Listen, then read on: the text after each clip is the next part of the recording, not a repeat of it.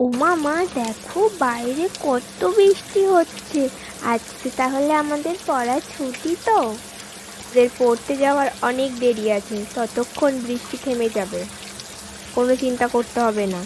যদি না থামে তাহলে আজকে পড়তে যেতে হবে না তো মা? আজকে পড়তে যেতে হবে না। ও মামা, তাহলে আজকে খিচুড়ি আর বেগুন ভাজা করবে, খুব মজা হবে। হ্যাঁ, তাই তো করছি। ইয়ে, কি মজা! বৃষ্টি পড়ে ভারী মজা, খিচুড়ি আর বেগুন ভাজা। যাও যাও, রেডি হয়ে নাও, বৃষ্টি থেমে গেছে, পড়তে যেতে হবে। ধুর বাবা, ও মা দেখো বাইরে কত কাদা। আজকে পড়তে যাবো না মা, প্লিজ। কথাটা যে বলেছে সে যেন আমার সামনে এসে আর একবার বলে। ভাল লাগে না, রোজ রোজ পড়তে যাও।